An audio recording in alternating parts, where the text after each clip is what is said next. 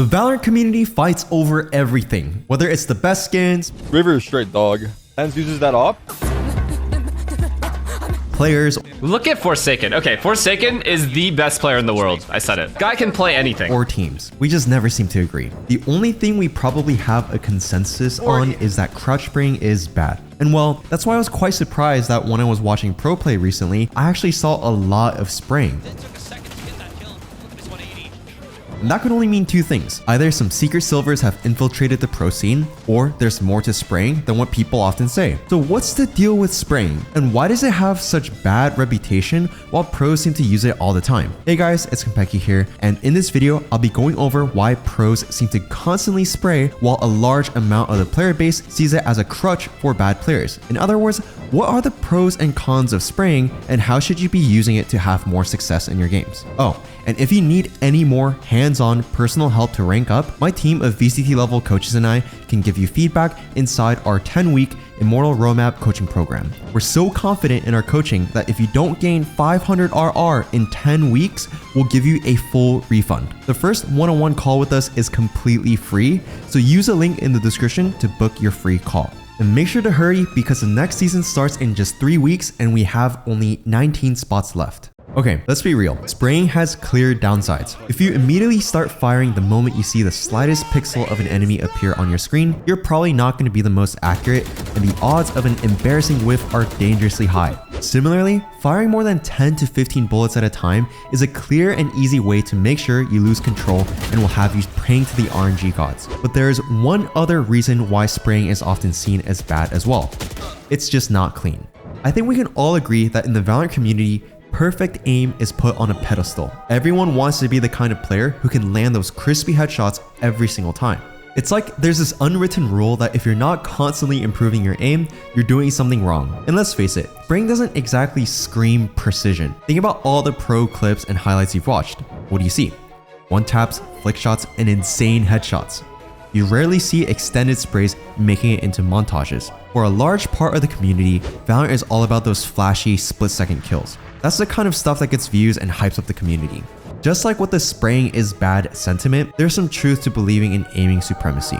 Hitting a first shot headshot, unless you're playing against an ISO, is often the decision maker. If your aim is better than that of your opponent, you'll probably win a fair 50-50 gunfight. And even though you can debate how common fair 50-50s are, it's undeniably true that having better aim can, at least in some cases, shift the odds and give you an advantage over your opponents. So we've established that spraying isn't exactly the golden standard of Valorant techniques. But if it's so bad, why do we see pro players doing it all the time? Just look at this clip of Saucy winning a 1v4. At the start of every engagement, he does a low elo special and presses the crouch button as he immediately commits to a spray. And well, this is actually quite common in professional play. So why is that? It's not like they suddenly forgot how to aim, right?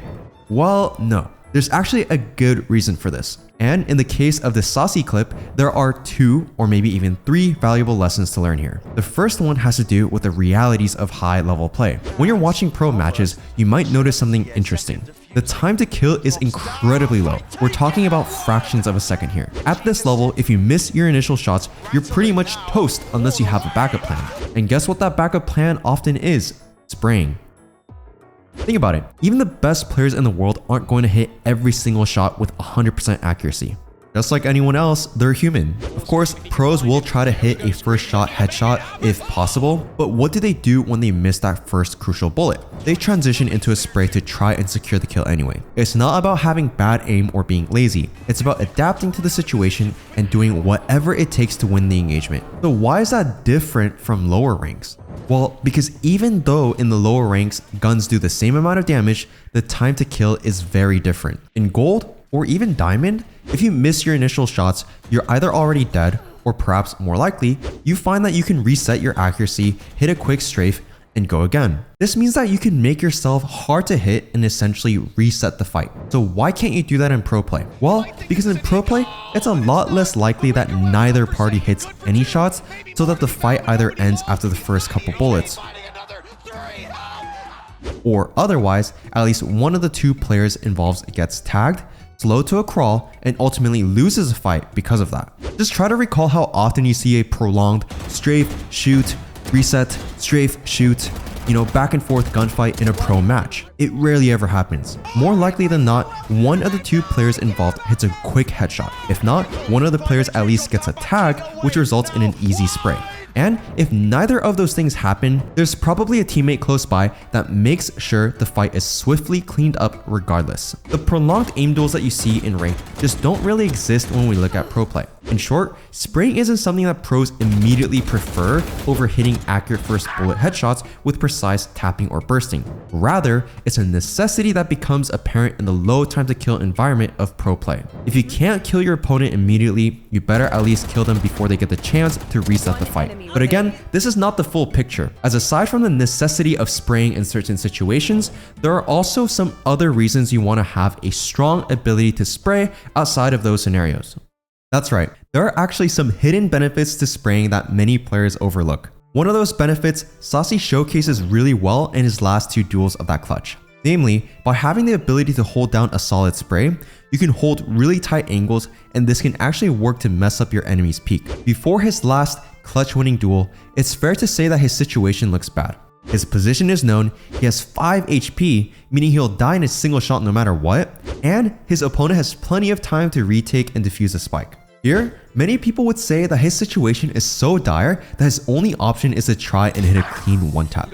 And that's true, but actually, Saucy does the opposite and goes for the spray. And while this may seem counterintuitive at first, the reason for it is simple. Since Sadak knows Saucy is low, he expects Saucy to go for that clean one tap, and because he doesn't want to give Saucy an easy peek, he opts for the jiggle. But since Saucy doesn't pick the logical option, this means that as Sadak goes for his peek, his movement gets stopped unexpectedly, and even though Saucy is just 5 HP, Sadak is just not able to land a shot. In large part, that's the power of tagging.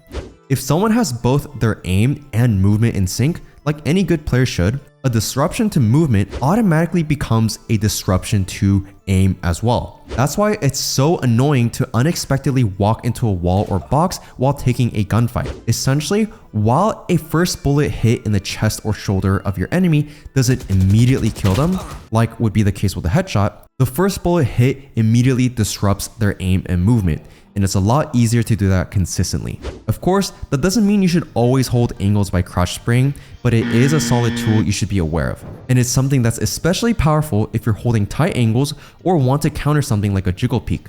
Finally, another benefit of spraying as opposed to tapping is that it's a lot more consistent at long to medium range distances. That might also sound a bit counterintuitive. A single precise shot is more likely to hit than a 5 to 10 bullet burst, right? But actually, not quite. It's true that it's good to be focused on landing your first shot, but it's important to also realize that guns themselves aren't perfectly accurate. If you're fighting from a long distance like Ascent bottom to top mid with the Vandal, even if you yourself are perfectly accurate, your gun is not. Contrary to what many people think, weapons, but especially the Vandal, aren't actually all that accurate even for the first shot at really long distances. See this for yourself. Just hop into the range and set the target to the maximum range of 50 meters.